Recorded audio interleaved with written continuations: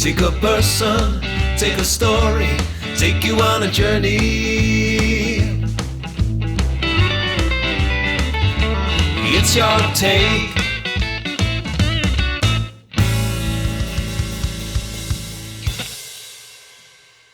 Today, I speak with an American music business executive who started his career in 1978 with trade music industry magazine Record World.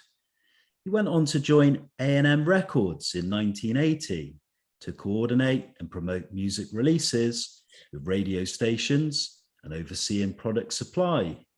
From 1981 to 1987, he was director of West Coast A&R at Arista Records. There, he signed the Thompson Twins and worked with songwriting and publishing staff for artists including Whitney Houston, Aretha Franklin, Dionne Warwick, and Jermaine Jackson. My guest has compiled the Music Business Registry since 1992. He's also produced an educational video for artists and musicians called How to Get a Record Deal. And in 2012, co-founded the online educational platform, Music Business Television. Today, I'm joined by Ritch Esra from his Los Angeles home. I hope to learn about the inner workings of the music industry and what the future brings to young musicians. Welcome and thank you for joining us. I say this evening, it's obviously the evening time in the UK and sort of mid-afternoon where you are, 2:00 in Los Angeles, but nice to see you. Thank you for joining us. Thank you so much for having me. I appreciate it. It's interesting because we've only been running the channel for a short time, for 6 months. And in that time, we've interviewed mainly the musicians, people who've created the music, from a drummer to songwriters to a former member of Dire Straits. I'm interested from a fan point of view to find out more about the music industry, the business side. So I'm fascinated to hear your perspective and to discuss your career. But I thought a good starting point would be to go back to the kind of the foundations, the very beginning. Firstly, I wanted to ask where you were born and about your earliest memories of childhood, but also your earliest memories of music. Well, I was born in Plainfield, New Jersey. It's not a place that I remember. I guess I lived there up until I was about 3 or 4 before my family moved to New York City. And I remember living in New York City just a very short period of time before we moved to California in 1964. And I remember moving out here, and I remained here. I was in Los Angeles from 1964 to 1967. And then I sort of grew up in San Diego, which is a town south of Los Angeles, about 2.5 hours, about 120 miles south of Los Angeles. And I grew up there from 1967 to 1978. And then I moved back to Los Angeles when I got my first job in the music business.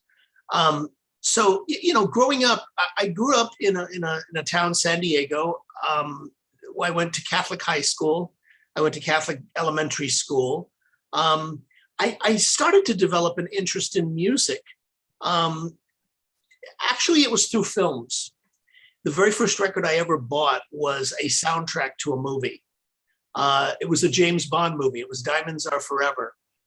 And I remember seeing the album and, the cover, and it was just like the poster of the movie, the soundtrack. And at that age, I thought what a soundtrack meant was that I was buying an album that had all of the sound from the movie. So I thought I was going to get the entire movie on this vinyl disc. And so when I bought it and I only heard the music, it was confusing to me. I remember putting the record on and thinking, okay, I remember this song. This started at the beginning of the movie, like all the James Bond movies have the song at the beginning. And I thought, okay, I remember, but then there was no dialogue So I quickly learned what, soundtracks were and weren't. So it's just interesting. I mean, when you ask about what my first memories of music were, that was the very first record I ever bought, was that. And, this was at a time, this was in the early 70s. And the interesting thing about music then is that music led the culture. In the late 60s, there was the whole sort of cultural and musical revolution that we're still feeling the effects of today. I mean, we never thought back then, in listening to the music of that era, that all of those bands that were emerging, that was just the music of the day. That was the music that was there. You had FM radio, you had AM radio, and that was it. In that era, you didn't have MTV, you didn't have music on television. Later came a program called Midnight Concert, or Don Kirshner's Midnight Concert. And then there was another one. But for the most part, music, that was taboo on television. It just, the two mediums didn't mix. You lost credibility if you were on television or you were an MOR kind of artist. So I grew up in the era of FM radio, kind of like the BBC One, BBC Two. There was a time when that was it. That was the only radio that existed in England, was just those two stations. And it wasn't that long ago. I mean, you go back to like the 80s and that was pretty much what you had. Then you had ITV and you had the rest of it. Now what you have is this, endless supply of, but back then you didn't have that. And always the interesting thing to me about BBC was that if you got a record on the BBC, the whole country heard it. In America, you had to do that city by city. Each radio station had to play the record. But FM was, it's kind of its own culture. It was its own animal, if you will, in that era. And so that was really what I think educated me and spurred my interest in a lot of bands, whether it was Led Zeppelin or Pink Floyd or, Jethro Tull or David Bowie or, Jeff Beck or any of the interesting and innovative acts, Crosby, Stills, Nash. I mean, the singer-songwriter era, you had a lot of these movements that really led the culture. That's the important thing I want to say about music then, is that music led the culture then. Music doesn't lead the culture today. Technology or politics leads the culture. But back then, music led the culture. And it was an interesting time musically, a lot of innovation. It was also an industry, as I've learned, that was much smaller. It was a much smaller business. You could keep up with what was going on. You could, listen to these records on FM radio of a new artist, Jeff Beck, or a new whoever, and keep abreast of it. I don't know anyone today who can keep abreast of everything that's out there. It's impossible with the volume. So that's really where my love of music came from. I had friends in school who were very, very into music. They were musicians.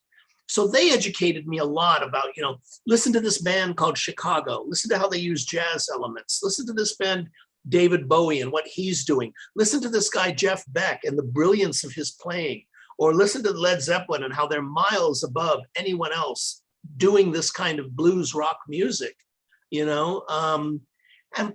I remember going to concerts. I remember Led Zeppelin was the only band I have ever in my life spent the night at the arena parking lot waiting to get tickets for the show. And they were only, I think back then they were $6.50 for a ticket. And that was, average price. Tickets were, between $4 and $6, but Led Zeppelin could charge $6.50 for a ticket. T-shirts, which were just a new thing then, were like $2, So it was an interesting time. So that's really where my passion and love for music developed. I then started reading about it. The librarian at my high school started educating me and saying, there's this thing in the LA Times called the View section. This is before Calendar, which was all about music and all about, what's going on in the music releases and the movie releases. And so I would read that. And that's what got me interested in perhaps pursuing a career in that world. I followed that world very, very closely. You mentioned about the radio being key to hearing music for the very first time. You've mentioned about friends of yours who were musicians. Initially, did you want to be a musician, or what was kind of your initial, reaction to the music? Was it to be a musician, a producer? Was it more the creative side, or? At the beginning, when I was just passionate about the music. I wanted to be involved. I knew I didn't have the skill sets. I didn't have the talent to be a musician, and I don't think I had the discipline to learn an instrument when I was that age. I remember toying with the idea of playing guitar when I was like 10, but I think I stuck with it maybe a week and let it go. It wasn't for me. So, I never really, I think it was just more, I developed an interest in the business when I was a teenager, just wanting to be a part of it, wanting to be, close to it. It was something that I had followed. It was something that I had done my whole life. Up to that point was, I had an interest in the artists and so forth, not necessarily to be a musician or to be a writer, but I had a great appreciation of that, of writers, whether it was Bob Dylan or Joni Mitchell or those great people who could really write phenomenal songs. And so I started, wanting to be a part of that, not wanting to be someone who did it, but someone who could be, in that process, work with artists. You kind of mentioned almost being like a mentor in some way, and obviously pushing the artists and making the public aware of them, and most importantly, kind of selling their product. From that kind of business point of view and that perspective, was there someone close to you or maybe a member of your family that kind of had that business integrity, or maybe were entrepreneurial or self-employed in any way, that kind of inspired you in any way to kind of follow that avenue? Not really. Interestingly enough, my father, he knew a friend whose daughter got me my first job at Record World magazine. It was delivering the magazine around, it was like a trade, like Billboard or NME or Music Week. It was like one of those. And she got me the job. So, it was no one in my family that had that business acumen or that I, wanted to emulate. I wasn't in touch with my mother at the time, so it wasn't her. And my father wasn't really in that field at all. So it was just more something that I had developed on my own at that particular time in my life, getting into the business. Can we go back to the late 1970s? And you've already mentioned working for the trade magazine Record World. I wanted to ask how that sort of job came about, the position, and just how did you kind of get that major lucky break for you that kind of kick-started your career within the music business? Well, it's interesting. I thought it was going to be a break. It turned out not to be. The way I got the job, my father, as I mentioned, my father had a friend, a very, very old friend who he knew for a long time.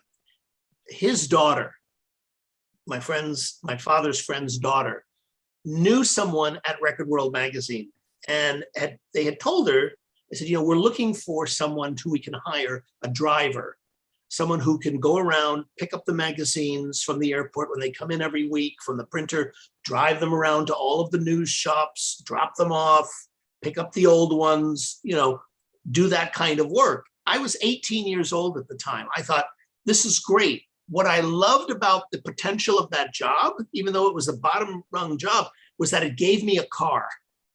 And, LA is not like London. London, you can get around without a car because the city is built with its transportation system. We don't have that here in LA, especially in the 70s, where if you didn't have a car, you were sunk. End of story. And plus LA is like London, is a vast, vast city. So, if you're going to do that kind of work, you need to be able to drive. So that's what I loved about the job, is that it gave me a car.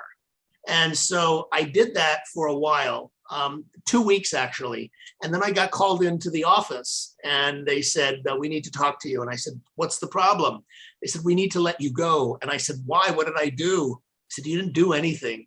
They said, we just found out from our office in New York that the insurance policy that we have to carry on the car, because of the size of the company, if you were ever in a car accident, they could really come after us. And I didn't know from car insurance then, but the policy apparently was very, very high. they took out a lot of insurance because if I was in an accident and they found out it's this big company you work for, they would really go after them. So they said, in order to protect ourselves, we carry a very, very high policy. And when we submitted you on the policy, the insurance company said, we are not giving that kind of insurance to anyone under the age of 26. You want a policy that big? You've got to get somebody, and it's like something that they never thought of because everybody in the position before, I guess, had been old enough to have it. I was 18 and they weren't going to give that kind of policy to someone who was 18. So I lost the gig.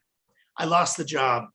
And it was only after 2 weeks. And I didn't get another job until, a year and a half later when I went to work for A&M Records as an intern in the radio promotion department. Yeah, I wanted to move on to that transition and move into A&M Records, which was in 1980, I believe. Yeah. How did that transition come about? And can you tell us about your role? Because you were working with radio stations and overseeing product supply. Yeah.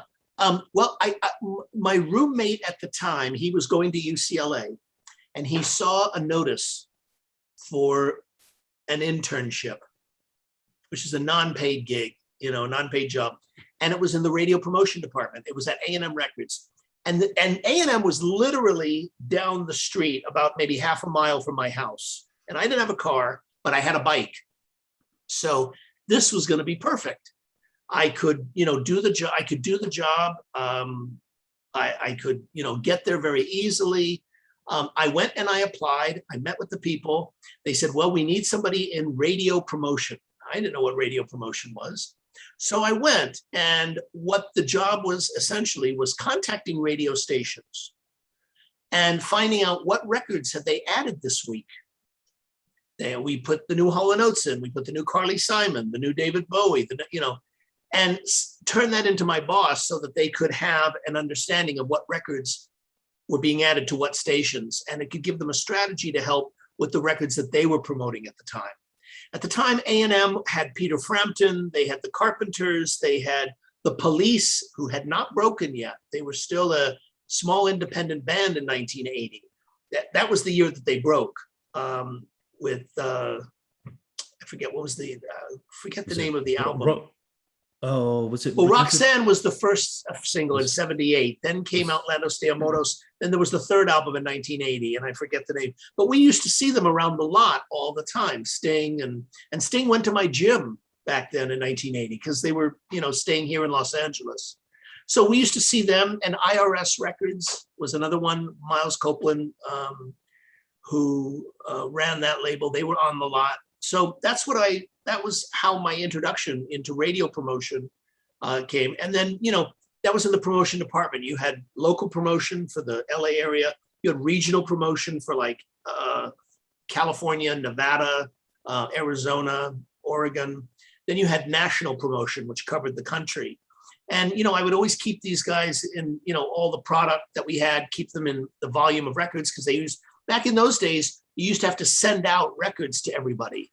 When you wanted a radio station to play it, you had to put records into an envelope, seal them up, and mail them out. Pretty much we did that up until, 2000, when music started to become digital and you could just get it to them that way. They would send CDs. Mm-hmm. So that's what I did in just keeping everybody. But the thing that I learned that I sort of took on myself, because being the passionate music lover I was, is in that job, one of the first things I did is I made a relationship with every single other label, every single promotion department at Warner Brothers, at Chrysalis, at Island, at Columbia, at Epic, at Polygram, at all of these labels, so I could get every album that was out for free. They would just send it to me and I'd send them everything that we had.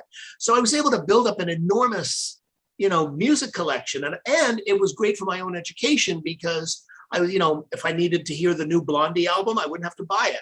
If I needed the new Huey Lewis or the new whatever, or the new Streisand or whatever it was, Springsteen, or, and when you got to know these people over a period of time, you used to get stuff in advance, which was really great. I remember getting the Ricky Lee Jones album in advance. I remember getting the Springsteen album, an advanced cassette, Born in the USA, before it came out, different things like that. So you could sort of keep ahead of what was on. And also it helped train your ear, as to what was out there and what was coming up and what was the marketplace like? What is so-and-so doing? It's next to impossible today practically to do that because the volume of what's out there is so extensive. But that was really a part of my education. And interestingly enough, when I got to Arista, it's something that Clive Davis, who was the head of the label, kind of instilled further in me about that. He would have us make up, became my job at Arista, I'm sort of jumping ahead here, to make these compilations every week on R&R. They would have the new singles that were entering the chart. The new Huey Lewis comes in at 53, or the new, Bon Jovi comes in at, 21 or whatever. And it would be my job to get a hold of these singles. Often they were just promo items. They weren't released yet commercially, and make a cassette of all the new releases. And it's a thing of just training your ear. This is what's out. This is what, your competition is doing. This is what is happening in the market today. And it was a great, great training exercise to really refining your ear and really honing in on understanding what was going on in music. And so, I sort of started that on my own when I was at A&M, but it takes an enormous amount of listening to be able to do that. And the other thing I learned is that in doing that, you cannot do that strictly as a fan. Oh, I don't like Blondie, therefore I'm not going to listen to that. It's like, well, then you're missing out a huge chunk of your education. If that's a significant thing of the market, then you should know what they're doing, So, and it was something that I learned also from Clive Davis. I think one of the reasons that he was always so successful is he never looked at the market from what he liked or what he didn't like, but just where the market was at, what would work, what was connecting and what wasn't, without judgment. I know that sounds simple, but it's a very, very hard thing to do well. To be able to look at 10 films, look at 10 movies or 10 television shows and not apply any of your personal taste, just to be able to see what's working in the market, what's not. 10 of the top shows, you're not going to like all of them, of course not, but you're at least going to be able to educate yourself. And that was a very big part of my own process during that time. Interesting to hear your views about the marketplace and what audiences want at kind of key moments and key periods. I wanted to move on to Arista Records because you've mentioned them briefly, and it's a major breakthrough for you in 1981, so 40 years ago. I wanted to ask you about your memories working for them for 6 years and how you were involved in signing the British pop band, the Thompson Twins, to the label. Well, I got the job initially as I had a job in promotion at A&M. That was as a intern. I had heard that there was a opening in AC promotion. That means adult contemporary, soft rock like Barbra Streisand and those kinds of, Celine Dion, that kind of music is called AC. And in the AC department, there was an actual job, a paying job that was available. And the first job that I applied for at Arista was a sales job. And I didn't get that because I didn't have the background for it, the retail experience. And there was someone else at the company that was kind of up for that it wouldn't have been right. So I didn't get that job. So then when the second job came up, this job in AC promotion, I was more qualified for that. I had the background, I had the knowledge, I knew the procedure, what to do. There wouldn't be a long training program. And that's how I got in. And I did that for a long time, but it was still on a part-time basis. It wasn't on a full-time basis. So it's an important part because it meant that I had to keep my other job, which was working as a night clerk at the Beverly Hills Hotel. And that's what I had to do to support myself. And so I would ride my bike from school to Arista and then to the hotel and then go home. But that was at a time, that was 81. And what I started to do in my time that I wasn't working in promotion, I became friends with the A&R guy who was director of West Coast A&R at the time. His name was Bud Scapa. He's a very renowned journalist at the time. He'd written for Crawdaddy. He'd written for a lot of great publications, and he was very, very well known. He was very, very well respected journalist. And he was the director of A&R for Arista on the West Coast. And I became friends with him. And I started to help him listen to tapes and get things off of his desk and, just help him out as much as I could, clean up things and get things in order for him. And so that kind of led me to be able to start helping him and to move into A&R, which is what I did. I went from promotion to A&R to helping Bud. And that was, how I started developing those relationships with, different artists and hearing about the Thompson Twins. At the time, they were a 7-piece band out of England. They weren't the 2-piece that they became, they were initially it was a 7-piece and it went down to a 3-piece. And then years later, it became a 2-piece, just Tom and Alana. But yeah, it was something that was an era when there was, people don't talk about that era as much anymore, which is interesting because, just historically and the age that people are at, I guess you'd have to be old enough to remember that was an enormously healthy creative period for England musically. Most of the great music acts in the early 80s were all coming out of England. They weren't coming out of America. Not at that time they weren't. They were coming, the Thompson Twins, the Flock of Seagulls, the Eurythmics, the Culture Clubs, the Joy Division. Duran. Absolutely. Exactly. And massive, they were not only hitting in England, they were massive worldwide. They were huge everywhere. So that was the thing, it was, and then the Manchester scene years later, which happened toward the end of the 80s, and then of course there was that huge revival that we were talking about at the beginning of our conversation, in Bristol with bands like Portishead and others, and, culminating with, Blur and Oasis, where there was a second revival of great British bands, so it didn't happen once, it happened twice. The other thing that's very interesting about that period that you're asking about is that people forget this too. There was a technological revolution going on. There was a revolution that revolutionized music. Synthesizers were being brought in, synclaviers, things that were never ever used in music production before. Listen to the very first Human League album. Martin Rush had produced that record. That is a seminal record as far as technology went. He was one of the few people who really had an understanding and a mastery of that kind of technology, which was very, very new at the time. Martin Page was also somebody who was very used to working with that and had I'm sure he talked about that to you. He had a tremendous interest in the technology that was occurring at that time. Synclaviers, replacing musicians with drum machines.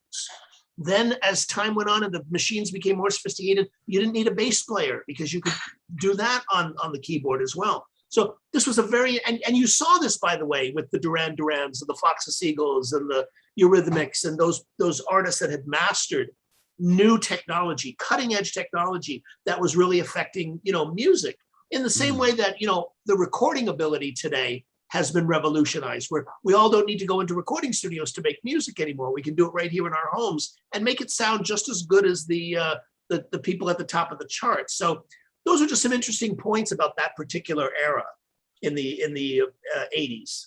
I want to specifically kind of hop onto that and, specifically talk about the Thompson Twins, because they were a big popular band in the UK.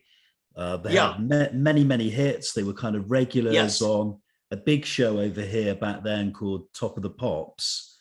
Right.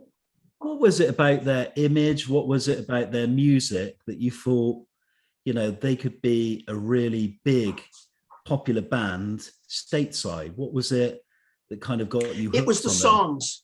It was the songs. I thought as far as their image went, they were a 7-piece band at the time. But it was their songs. Their songs were amazing. In the Name of Love was off their first album. That was the thing that they had long before that. And that wasn't a massive hit in the US that broke them. Hold Me Now was the big hit that they had that broke them worldwide. And, and they had many, many other hits following that. But initially it was that. And what's interesting is that, you're signing something because you think it's great. You think that this is different, this works, the songs are great, there's a real vision behind this. There's somebody who knows what they're doing, there's somebody who has something interesting to say. Again, as I said, the image was, I mean, it was very different, very kind of, there were Rastafarian elements in Blana's design of her hair and all of that, strange kind of clothing and haircuts and so forth, but strange in the way that it was different than what was happening elsewhere. And I thought that the songs were great, and they were wonderful writers. That's always the key thing that you look for. For me, as an A&R person, I wasn't looking necessarily for somebody who had great image, but I was always looking for the great writers, the artists who really had something to say, the great writers. If you could be a great songwriter, and I still believe this to this day, and it's proven true, you'll always have a career. It may not be as an artist, but you'll be writing #1 hits for other people. And there's many, many people. Look at Sia.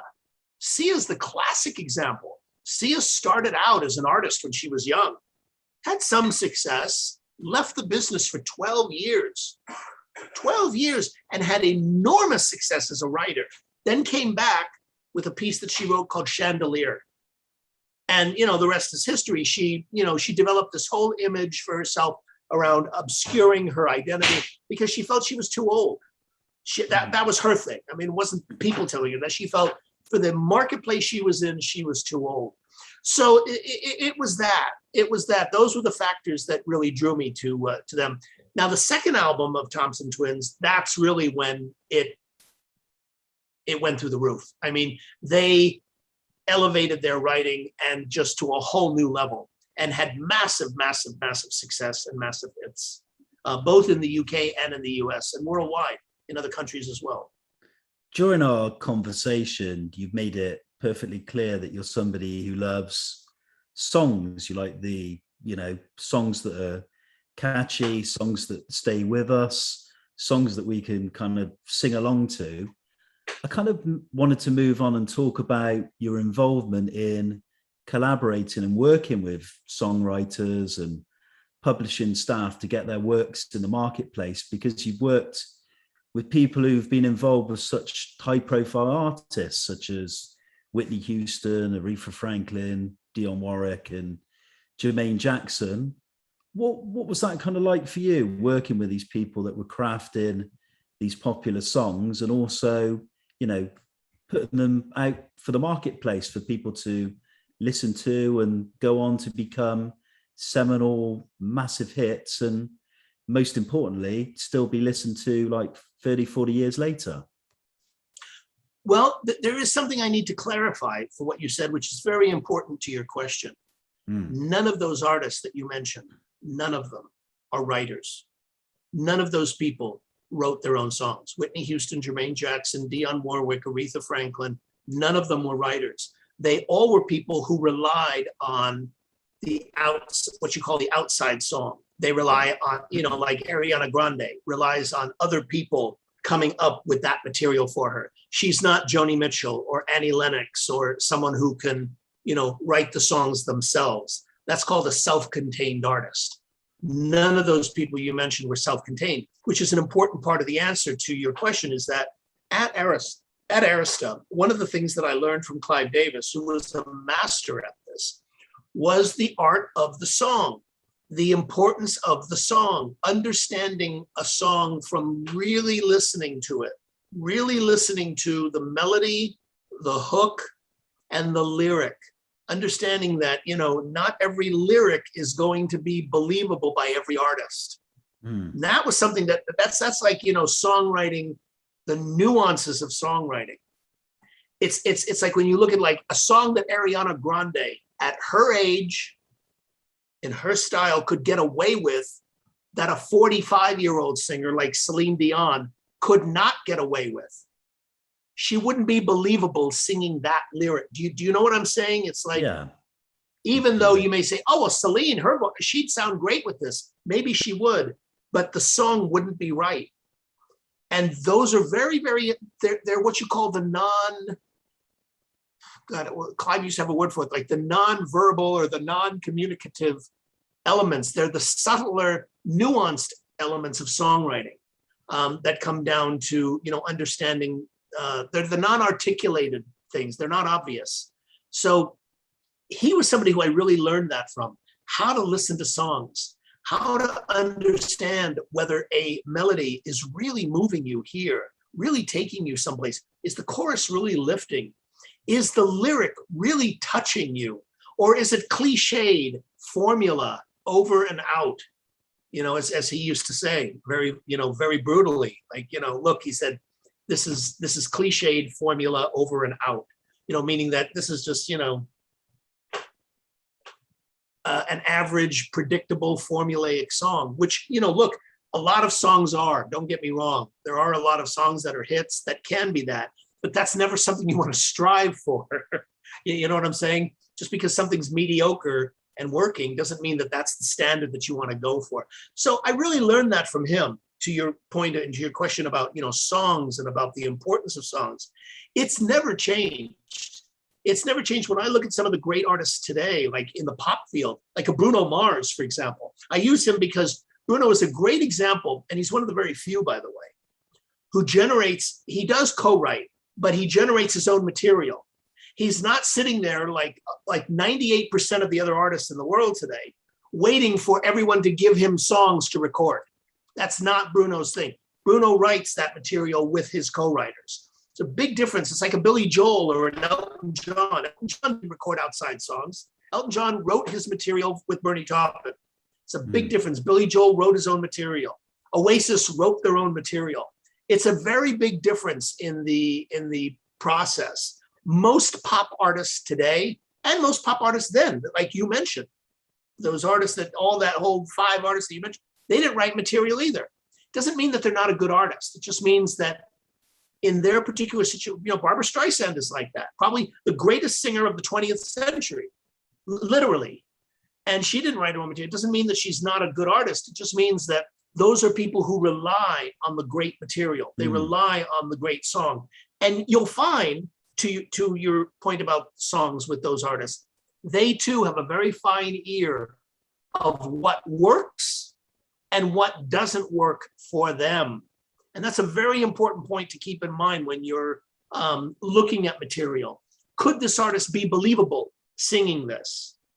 Is this a believable lyric coming out of that person's mouth? Maybe at 23 it would be. And I remember this when we were given the song that Michael Masser wrote. It was a song that eventually Whitney Houston recorded.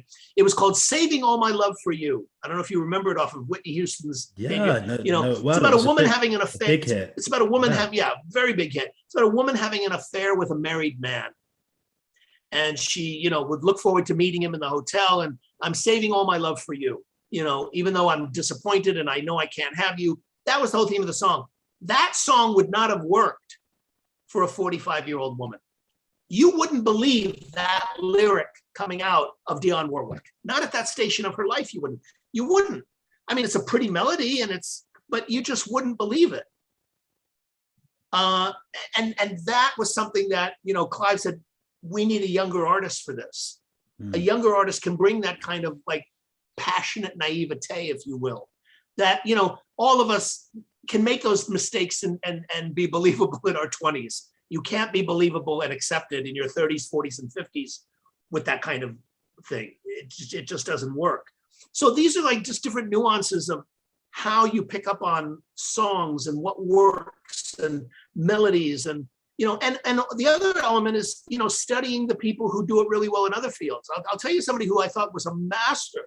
I don't know if you can curse on these shows, but yeah, go ahead. Yeah, he was a fucking master. Was Mutt Lange and the material that he would write for Def Leppard. Those choruses on the Pyromania and Hysteria albums, not to mention the brilliant production. I mean, they just elevated those songs to like levels that to this day, that material still works. And he was a writer of every one of those songs and producer. So he really contributed to the creative process, not only in the writing. So you look for that. You look for that element of great song, great melody, great lyric. Is a ballad moving you? Is an up-tempo, can you really do something with the song and make it, transform it somewhere? I'll give you another example. Whitney Houston had a song on her debut album called How Will I Know? And No, not How Will I Know. It was off the first album. I'm trying to remember what the song was off the first album. Very kind of white pop. Olivia Newton-John would have had a hit with it at the time.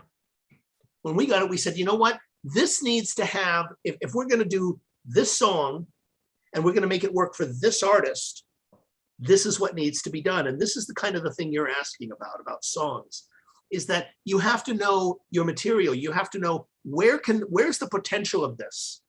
Does this have the potential to be taken and carved into something? I'm not talking about polishing a turd. I'm talking about taking something and really making it work.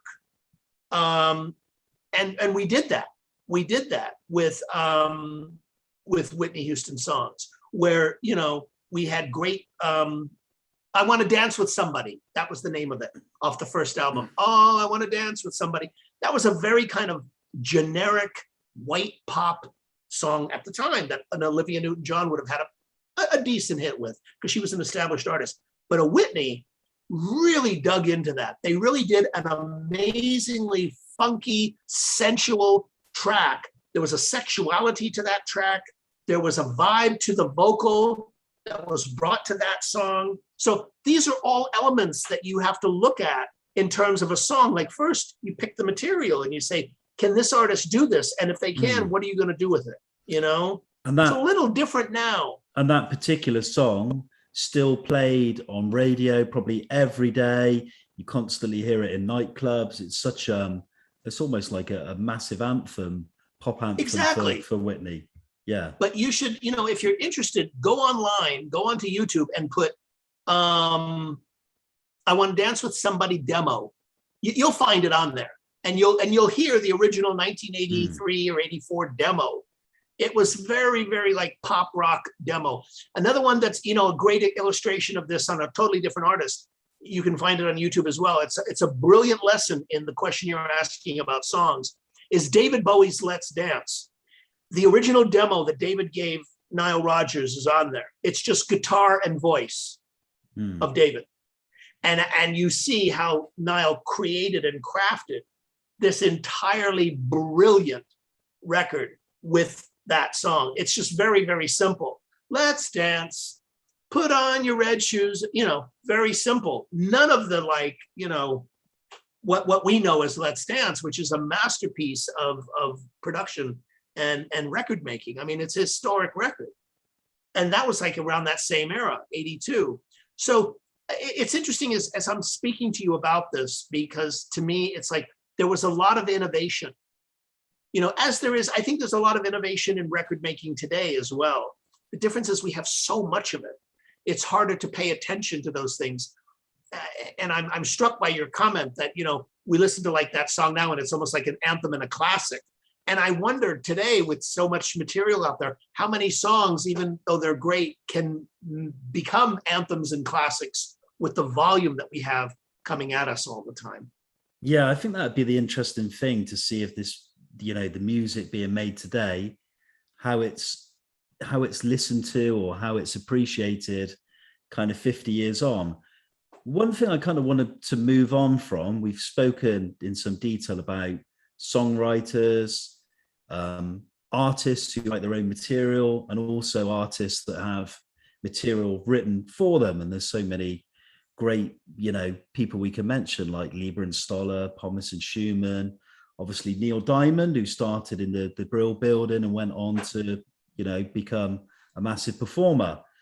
Yeah. I wanted to kind of talk now from songwriting now to cinema, because you've been involved in coordinating music for some big motion pictures. Ghostbusters comes to mind. How do you kind of go about selecting the appropriate music for a movie? And when you kind of worked on those motion pictures, did you work closely with the directors, the producers, and the actual editor when the film was being in the sort of post-production editing stage? Well, it's interesting. Ghostbusters was one that wasn't expected. We were brought in to that project. Arista was brought in. We were offered the project.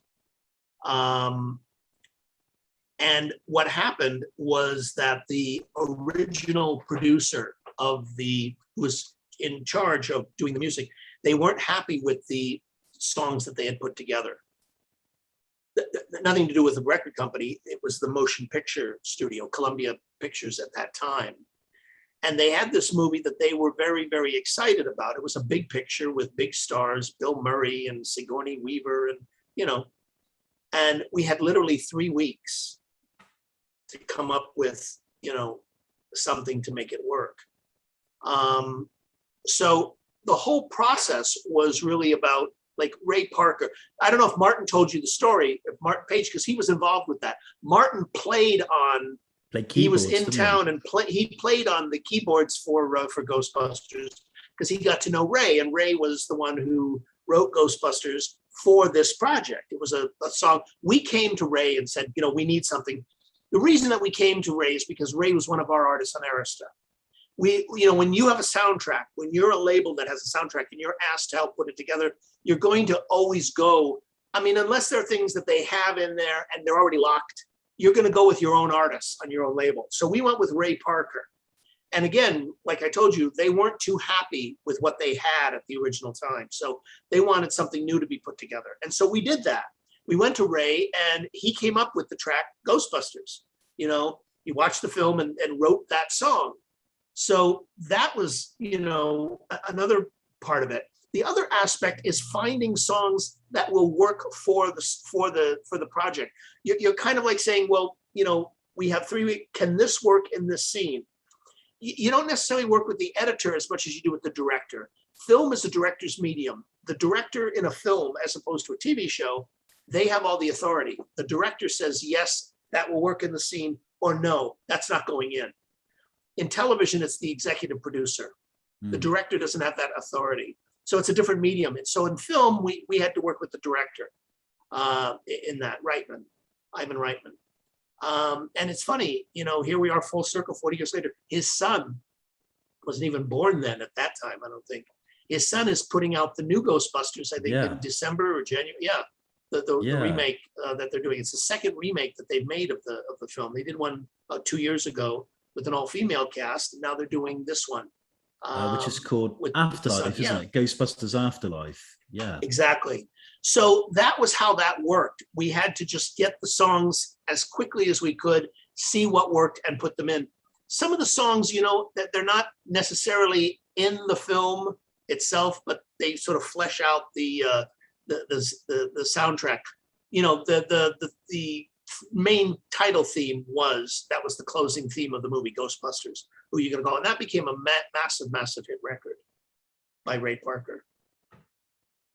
I want to move on from, we've spoken in some depth about the 1980s and the technological change and innovation in the music business, to the early 90s, 1992, you compiled the Music Business Registry.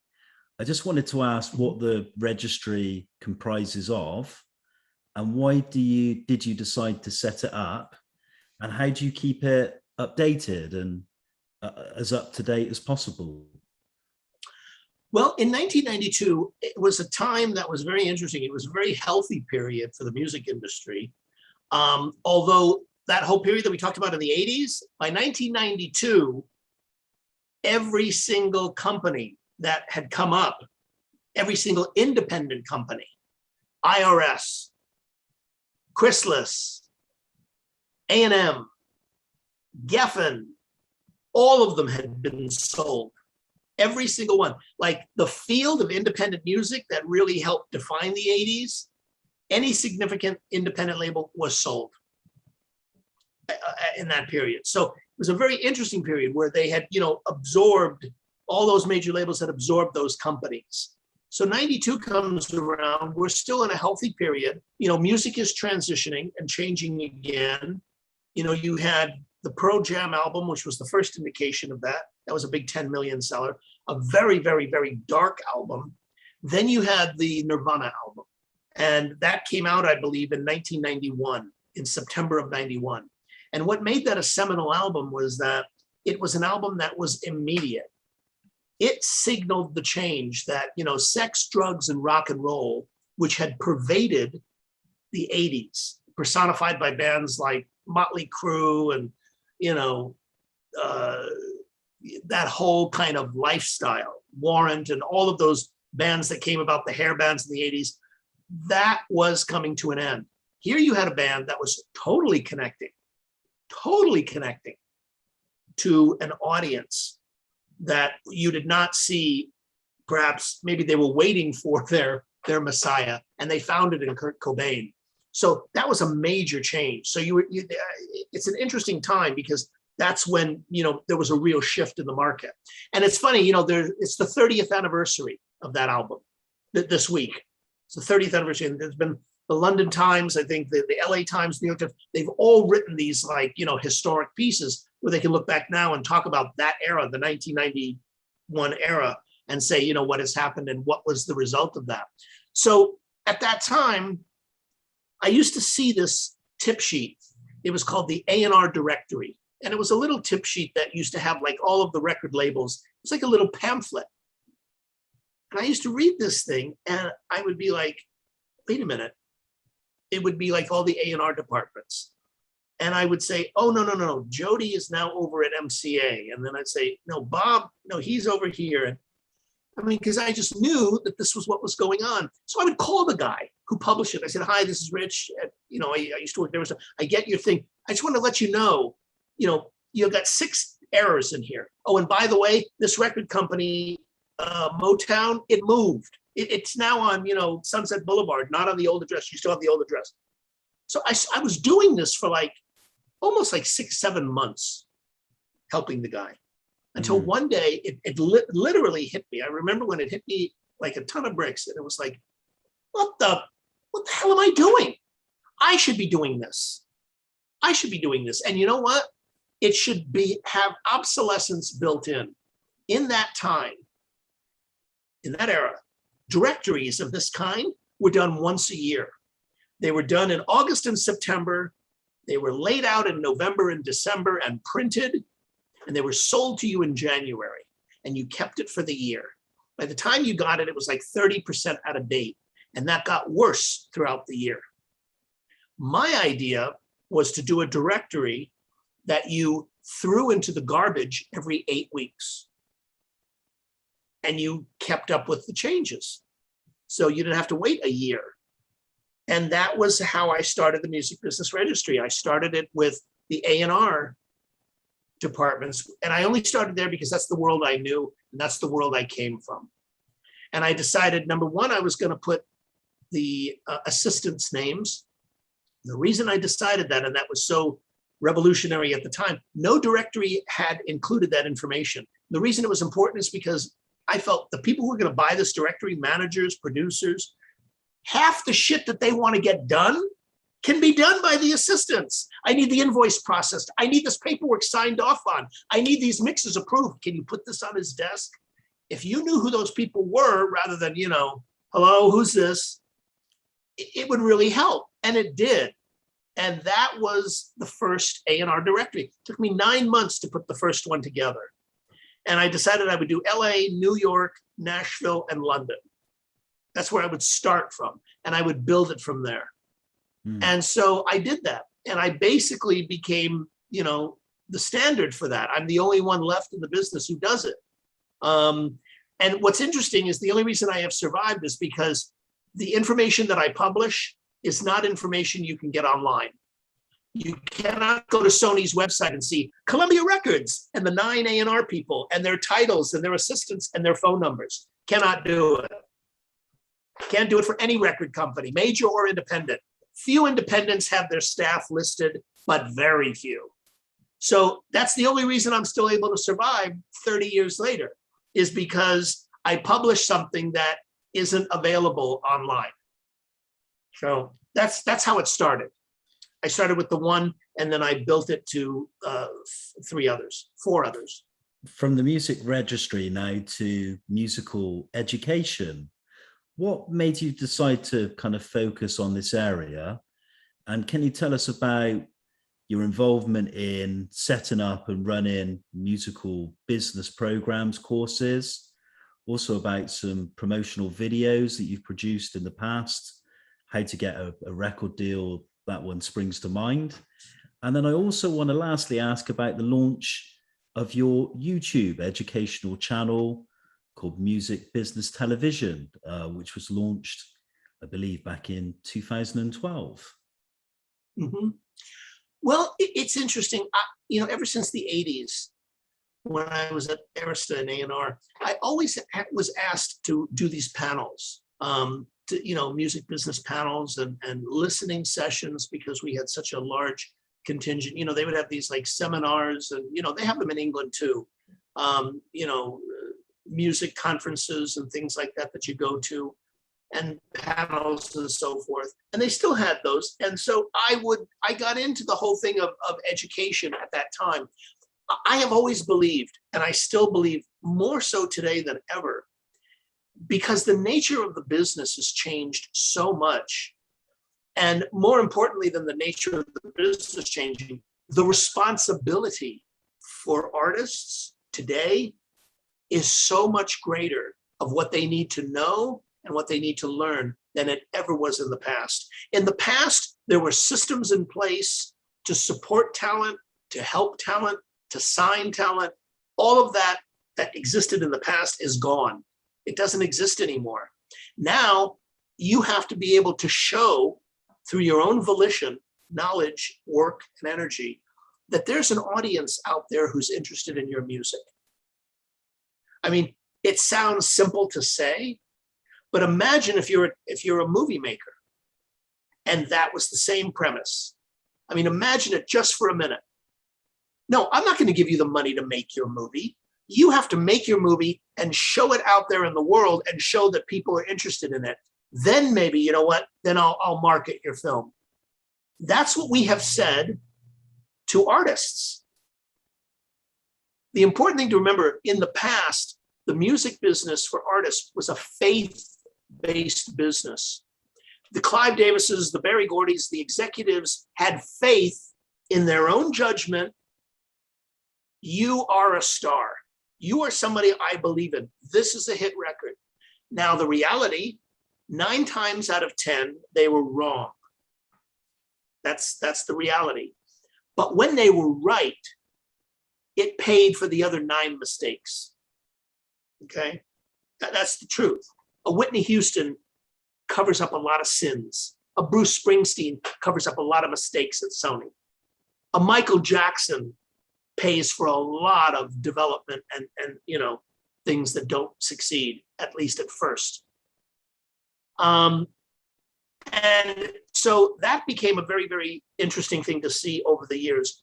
My own personal element with regards to education is I began to see more and more artists who either didn't have the interest or were taken advantage of because they were ignorant on certain practices. They gave their publishing away, or they signed things away because they didn't know what they were doing.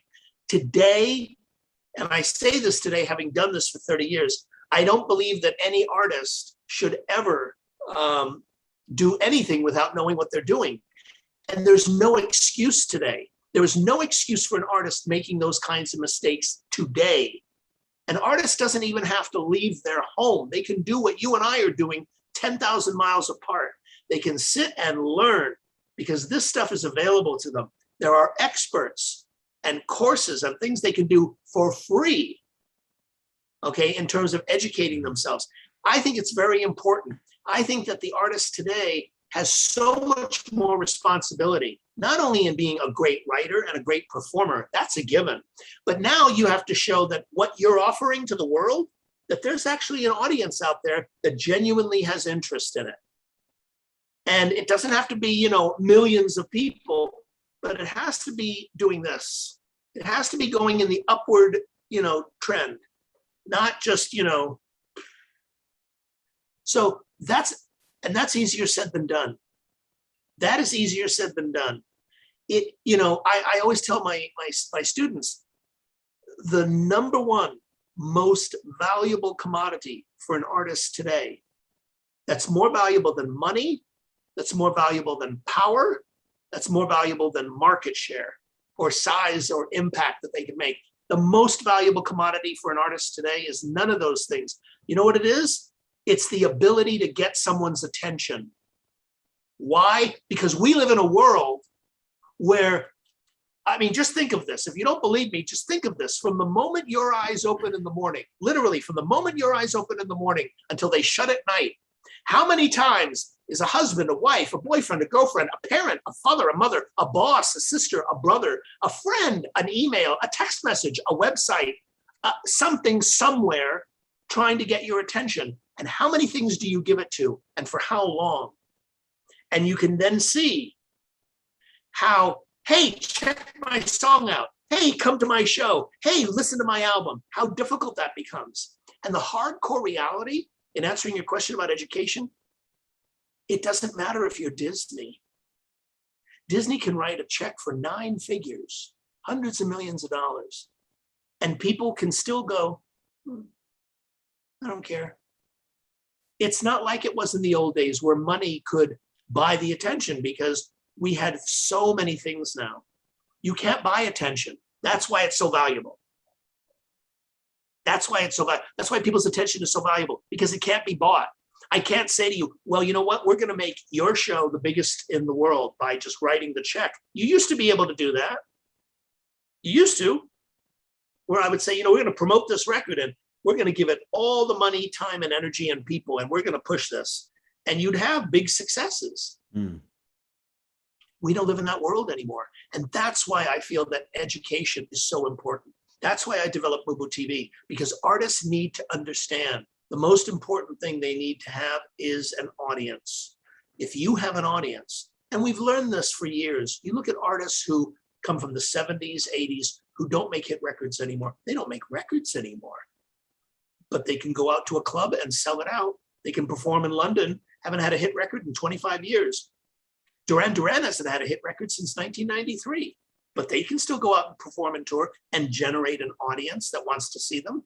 Why? Because they took the time over those years to build that. Okay?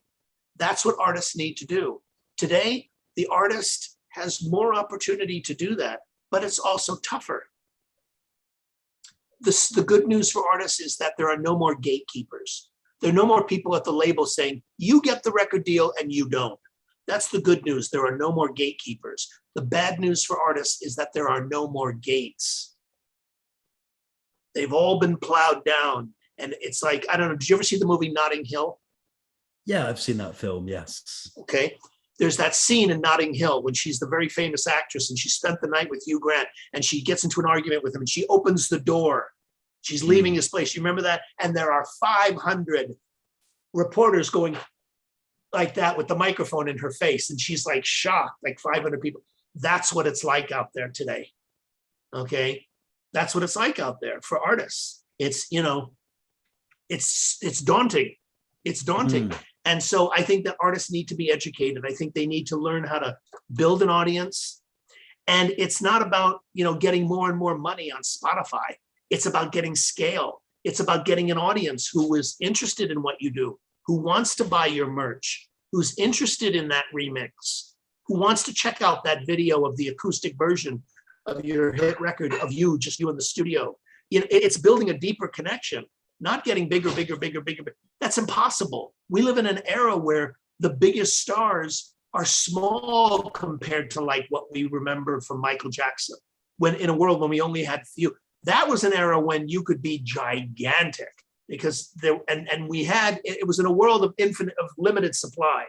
We didn't have music that was free back then. You had to pay for records back then. Now, the Beyoncés, the Taylor Swifts, the big stars, maximum they sell is 1 million, 2 million albums in terms of sales, but they're enormously successful in the live circuit. They are enormously successful in drawing an audience that wants to see them. That's the most important thing. And I might add the hardest. It's the hardest thing to do.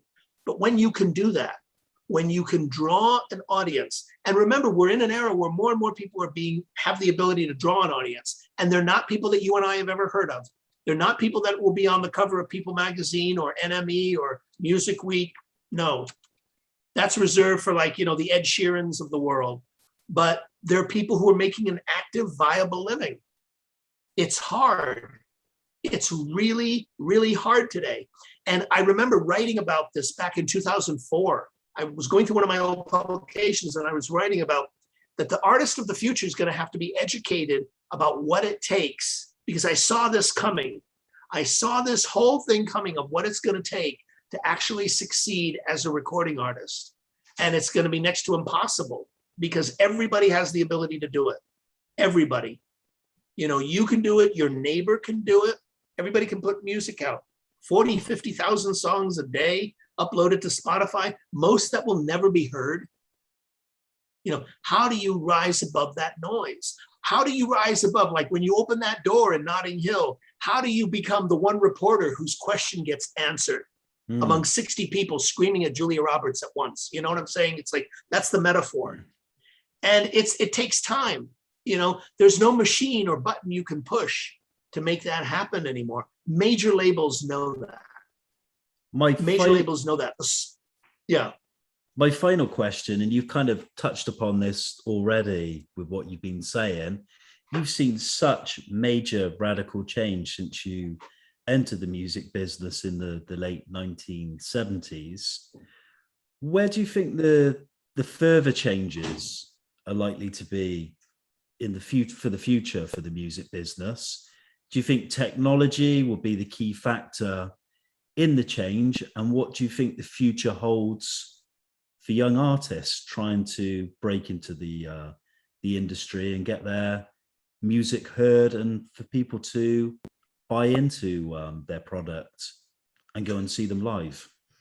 Well, I think that there's a couple questions there in your statement of what you're asking. One, I think the future of the music industry is radical change technologically. We're seeing that. That's one aspect.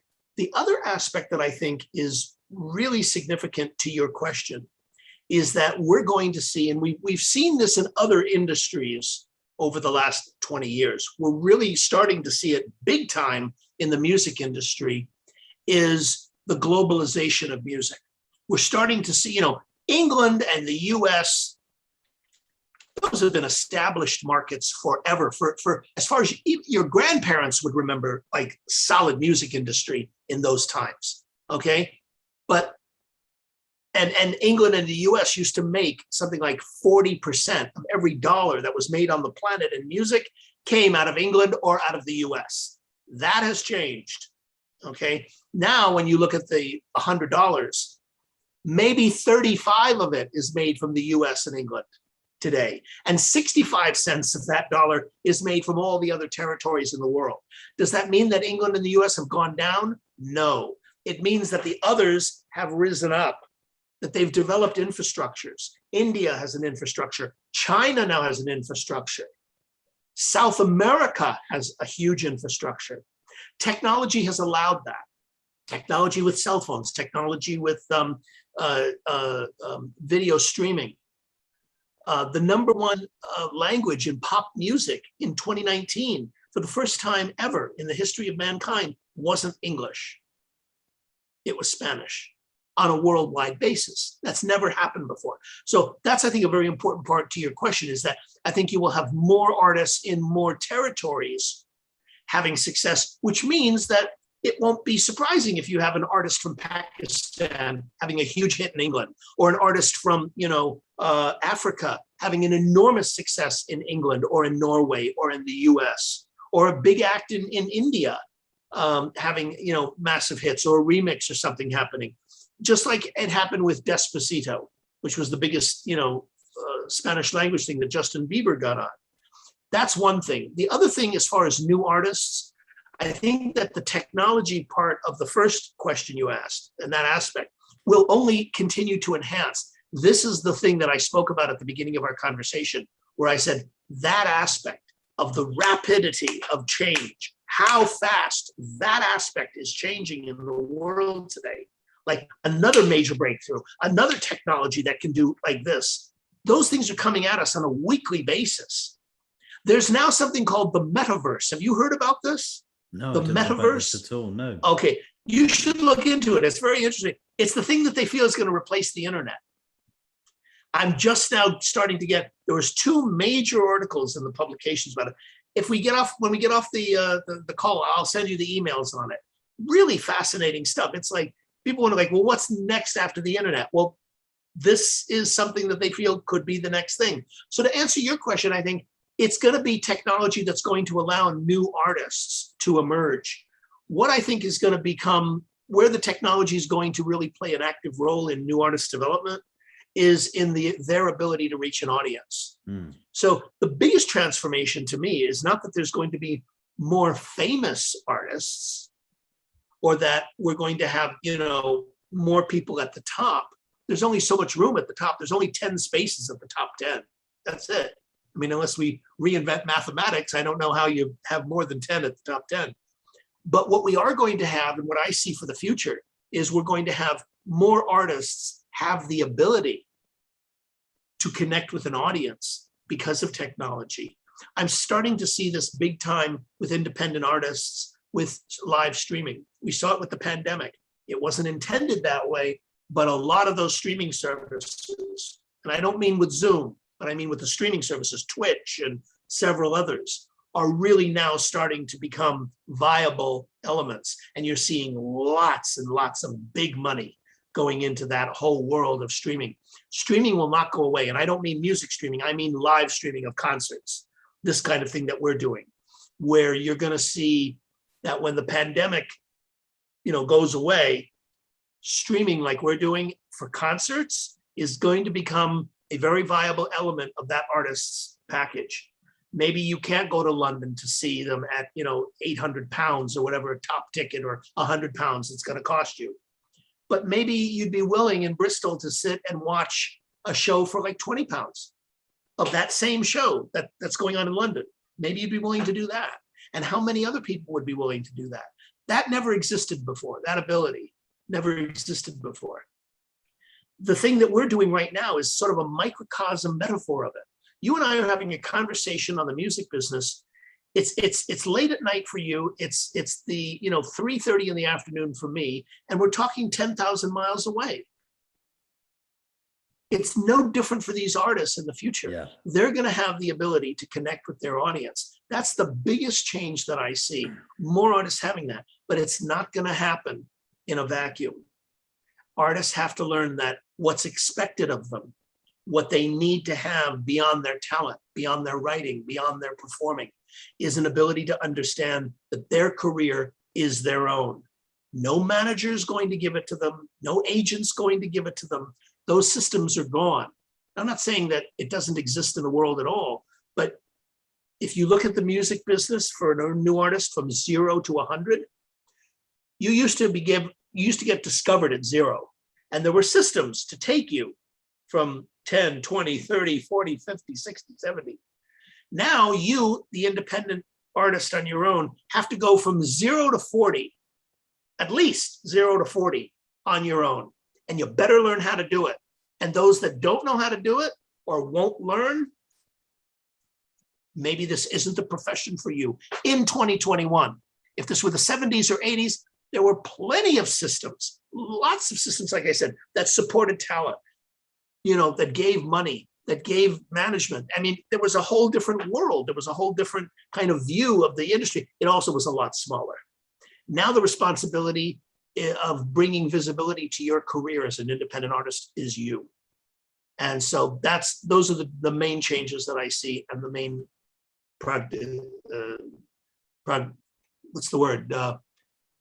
future forecasts, if you will, of what I see for new artists. Ritch Esra, we come to the final part of the interview. We ask all our guests these 12 final questions. Don't think about them for too long. They're just kind of quick answer replies. Just kind of ask things you like, things you're not so keen on, favorite places, favorite things in life. So here we go. Here are the final questions. We always get some interesting responses to these. Number 1, what is your favorite pastime? My favorite pastime is watching movies. We move on to movies for number 2. What is your favorite film and why? God, that's a hard one. I have so many for different reasons. I'm the same. I'd struggle picking one. Well, it's funny. I used to say my favorite film of all time was The Godfather. I think that's one of the, and I also say that that's like one of the best films ever made. Godfather 1 and 2. I mean, it was a phenomenal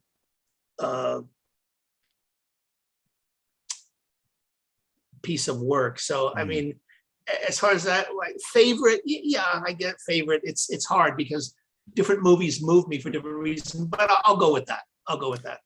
Excellent choice. And I think I prefer 2 over 1, but they're just masterpieces, aren't they? And I love Francis Ford Coppola as well. So great choice. Next one, from film to novels to books. Who's your favorite novelist? Wow. Favorite novelist.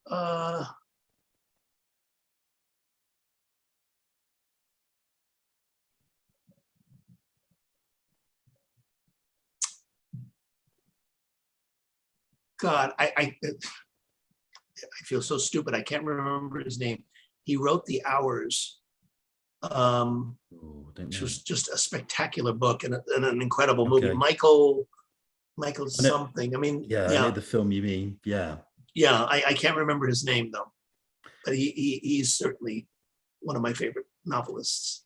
You've had a fascinating career, and we've obviously had a great insight this evening, or shall I say this afternoon, with you about your career. But if you could have chosen a different profession, what would it have been? If I could have chosen a different profession, probably a teacher. I think I have a natural inclination to that, and I do that. I teach courses on the music business at Musicians Institute, and I have taught throughout my life over the last 30-something years. It's the different schools at UCLA and different places. So I'd have to go with teacher. Who would you say in life has been your greatest inspiration? Greatest inspiration.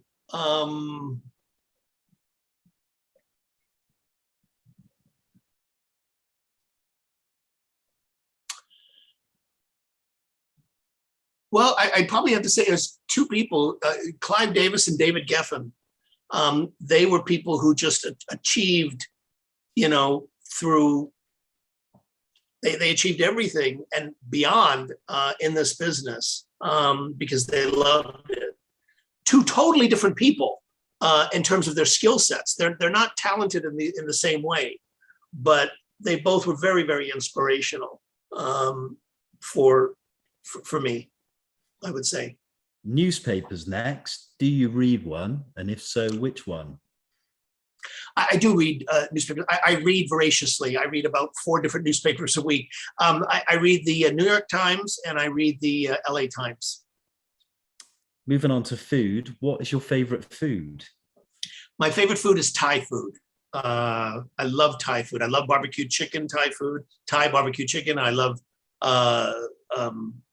shrimp fried rice. I love Penang curry. Love Thai food. Who would you say is your favorite cultural icon? Marlon Brando. What an actor. Yeah, he was not only an icon, but he was an innovator. Acting changed. He changed acting in the same way that, Steve Jobs changed culture as we know it. Brando changed acting. And there's not many people in the world that you can say, literally, something was one way, they came along and it was different. Yeah. But he certainly was that. Definitely. Yeah. I loved him from the moment. I mean, I knew nothing about him, and I discovered him in The Godfather when I was I had no idea that he wasn't this old man. So when I saw him without the makeup and he was only 45 years old with blonde hair, I was like, who is that? And it was like, that's when I learned about his career as an actor, because I knew nothing about him, just that he was this guy in this movie who looked like this old Italian, mafia don, his father. So yeah, but a brilliant innovator. Yeah, an interesting choice. And without Brando, certainly there would have been no Paul Newman, Dustin Hoffman, De Niro, Pacino. the list of kind of method actors goes on. You could say Daniel Oh, Day-Lewis absolutely. as well. Daniel Yeah, Day-Lewis, just, Sean yeah, Penn. yeah, Yeah, spot on. definitely. Um, He inspired a generation. next, Even those who have worked with him, you listen to Jimmy Caan, or you listen to Robert Duvall, or you listen to Pacino, and they would talk about, like, when they made The Godfather, when Brando was on a real low ebb of his career. He wasn't at the high end when he made that movie. Just the reverential. I mean, they were like shitting their pants when they realized they were going to be making a movie with Brando. It was like, they were just as much admiring him as we do, and yet they were having to come up and bring up their A game to work with him in this movie. and of course, he won the Oscar. We move on from Brando now to your favorite curse word and why. And you're allowed to say it, of course. You did. For me, it's probably God damn it, because there's just a lot of power behind that. I will scream that sometimes, God damn it, rather than just, fuck or something else or shit. There's a certain power of that. And then there's also something, I don't know, I guess it's risky. Somebody once said, you shouldn't get God. You should be calling on God to do your bidding for you. So I guess it's kind of risky, but that phrase for me has been my favorite. What's your favorite place or holiday destination? Wow, that's a good one. For years it was London. I just loved London as a city. I spent the summer of '74 there, the whole summer from June to September, just loving it. And I've been back a few times since. Of places that I've been, I mean, that's certainly one of them.